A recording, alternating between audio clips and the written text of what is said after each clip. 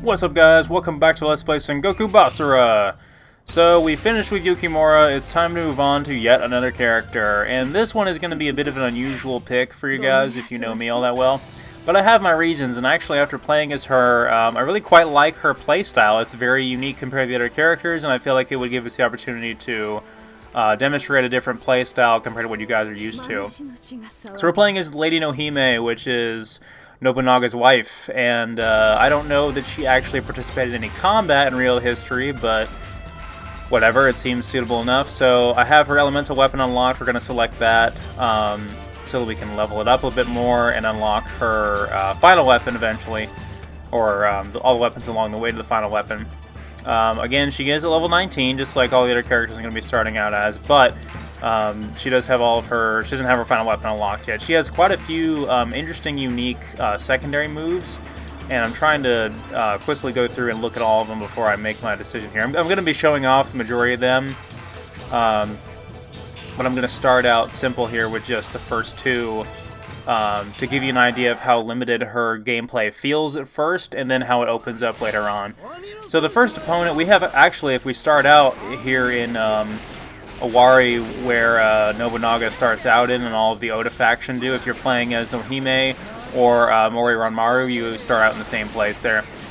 And the surrounding enemies we can fight, there's actually a huge variety. Like we can fight the Takeda already, or we can fight the opponent that I chose here. We can fight Motochika, Chosokabe, who have not gotten a chance to actually show off yet. I've shown off Mori Motonari, but I've not gotten a chance to show off Motochika yet. And the two of them are rivals. They both have the opposing lands that separate the inland sea of Seto, and so they're constantly at conflict with each other over the water there. So we're here in Shigoku, that's what the place is called. I couldn't remember for the life of me. It just came to me. Yeah, the Motochika is known as the Ogre of the Western Sea, as he's called in the translation for the English in the anime. So, and that's a pretty fitting name for him, I suppose. He's quite a lovable character, and we'll see that once we actually get to him here. But in the meantime, moving on to talk about Nohime's gameplay, and of course, before I get too carried away here, there are some guys with the war horns over here, and some enemies with the poison bags we saw on Oda's level, which are very uncommon enemies, and this is really pretty early on in the campaign to be fighting them if you were to choose this route. This is normally not a fight that we do early on in the game, but because of our placement on the map, we are able to pick it early on. And unfortunately, most of the other battles I lost, or Motochika lost before we had a chance to fight him, so I was able to kind of save him for last here. Well, not last, but for later on in the game at least. And I'm glad that here we are, 3 characters in, and there's still some fights we've not shown off yet, because I would hate to be showing the exact same fights over and over again with different characters. So I'm really glad that things have worked out the way that they have. But anyway, Nohime wields 2 pistols, which have unlimited ammo for whatever reason, even though clearly in actual history they would be muzzle loaders and therefore would take a million years to reload and also be horribly inaccurate. But we're just going to have to make do, and as a result, this basically feels like we're playing Gungrave again. And for that reason, it's actually quite enjoyable. She basically auto-targets on enemies in front of her, and has a pretty fast rate of fire, walks really slow while doing so. And they deal decent damage, but they're very difficult to block because obviously you can't really block a bullet now, can you? So we can hit a lot of the enemies at range where they cannot hit us. We can't really hit them from very far away. They kind of have to be pretty close to us. And there's no targeting system like there is in Gungrave, so it's not quite the same. And actually most games in this type of, mass armies, hack and slash type of game, similar to Dynasty Warriors, most of those games do have a targeting system where you can lock onto a certain unit. This game doesn't have it, and I really don't mind because it still flows perfectly even without it. Even when you're fighting a boss, the combat still flows perfectly, I feel like, even without an auto-targeting system. But anyway, Nohime, her Basara attack here, it shoots at these beams of light from the ground. It's very effective, but of course it has a big AoE and does a ton of damage, but it doesn't have a whole lot of chains and multiple hits to it, so it's very difficult to get a boss trapped in there. So she's not that good against bosses, aside from the fact it's very difficult for them to dodge her. Her secondary attack there with triangle, one of them she launches the enemies up in the air with her blunderbuss, and if you hit triangle again, you can shoot them while they're in the air with the blunderbuss. And then if you were to hit the normal attack button, the square, while they're up in the air, you can shoot them with your pistols a little bit more and sort of air juggle them. And it's pretty effective. I really like that attack. And her other secondary attack that I have for right now is just a simple leg sweep that clears enemies out around me. It's a pretty powerful melee attack, and it knocks a lot of enemies back. It knocks them down, leaves them vulnerable for more attacks. So it's pretty nice in that regard. That's her aerial attack there. So she is pretty good for the most part. She's very mobile. A lot of my strategies are to avoid most enemies and go straight for the commander units. And a lot of jumping and shooting. You're going to see this a lot of jumping and shooting, because when you jump and shoot, you have a much faster rate of fire. You move faster, and you're able to jump over a lot of enemies and get to the enemy that you actually want to hit, which is usually the commander unit. So as you can see, times like this, when enemies are grouped together like that, is a good opportunity to use the Basara attack. But other than that, it's pretty hard to get enemies grouped in like that where you can hit them with it. Especially bosses when they have such a high tendency to dodge the Basara attack on ultimate difficulty. But yeah, all those Halberd Knights there, just jump right over them and head straight for the commander unit. And of course, they'll all disperse as soon as he's dead, so we can just keep on going. So as a result, we don't get a lot of points on Nohime's levels. We don't get a lot of score. We don't get a lot of kill combos. But the levels are over really fast because we basically just make a beeline right for the boss. Because Nohime does not do well in sustained combat for very long. She's very frail, does not have a lot of health, has surprisingly more health than the likes of Uesigi Kenshin and some of the other melee-based characters. More health than Itsugi or other characters like that, but still not a lot, not nearly as much as the likes of the other characters we've played as. Up here you can see there's a yellow dot on the map there. That is to indicate an optional objective, and most maps in Basara 1 do not have these. They become a lot more common in the other games, and it's usually like an optional mini-boss or a group of enemies, group of captain units that you can go fight in order to get a special reward or a hidden treasure or something like that on the map. It's usually all it's for. In this particular map, it is to disable the artillery that's up there, because Motochika has all these cannons up there, similar to the cannons you'd find on a pirate ship. Of course, he's not on his ship right now, so they're land-based.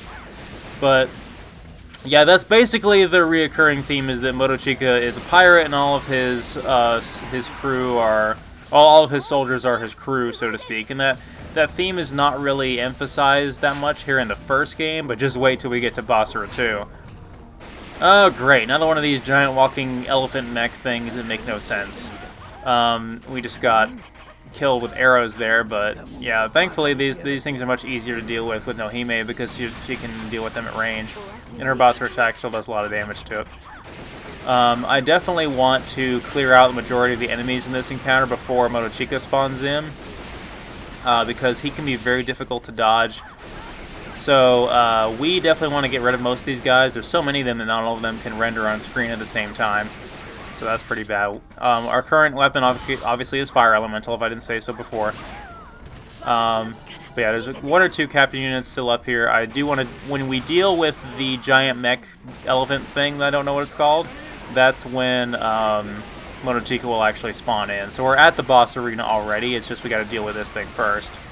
A lot of times playing through the game, if you didn't go through that alternate path on the Maeda stage, this is probably the first time you would fight one of these things, because like I said, half the time during my test playthroughs of the first game, Zavi loses almost immediately to Shimatsu, so we don't usually get to fight him. And obviously he has one of these things. We've had some weird RNG with this run, and the fact that we've gotten to fight Zavi more than once. So for this, though, you know, obviously we're guaranteed one in this map because we have to fight the boss afterwards. See, as much as these things make absolutely no sense, at least it does sort of fit with Motochika's character because he always has some incredibly ridiculous jerry-rigged technology that is sort of his the face of his army and the face of his pirate power. And there he is, the badass himself. He's got white slick back hair, he's got an eye patch, he's got one of his arms is hanging out of the sleeves of his jacket, and he carries around a giant freaking anchor as his weapon. He is really badass. And unfortunately, we cannot play as him in this game at all. We cannot play as him or Mori Martinari, so they will be probably some of the first characters we'll play as when we get around to Basara 2.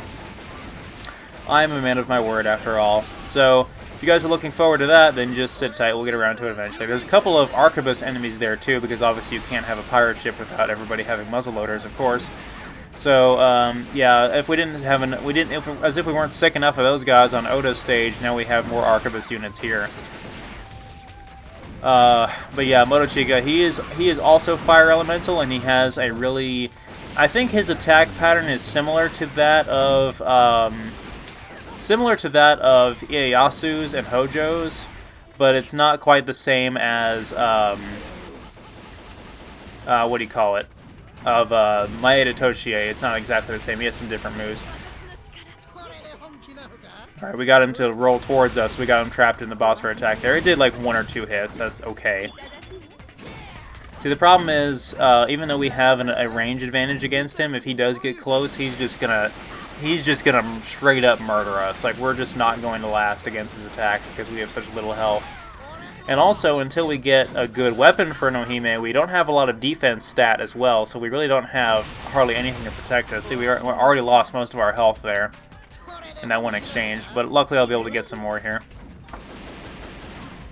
My test run fighting Nohime against Motochika, unfortunately what happened there was he lowered my health down to critical, and when your health goes to critical and you don't die from it, your Basara gauge automatically refills to the point where you can use your Basara attack, and as soon as you use it, it just starts refilling again. That's only while you're on your critical health. So that's definitely something that the game adds to make it a little bit easier on you. The game is not really all that hard anyway, even on Ultimate difficulty. You see I've not had a whole lot of problems here. There have been quite a few fights I've had to retry, especially against the Maeda. But luckily I haven't had to retry this fight yet. But I seem to be doing some good damage to him. He seems to be rolling towards me and having a hard time blocking my bullets. And usually he can, and again, jumping over him and shooting him like that, again, for the sake of the mobility and the damage and the rate of fire, is probably the best thing you can do with Nohime. You're going to see me do that all the time as her. And hopefully the bullet hell button mashing is not going to get too repetitive, because that's going to be the majority of the gameplay style for Gungrave Overdose when we get to that. Which I'm highly looking forward to. That'll be soon enough, guys. Alright, the first enemy of the Devil King has been slain.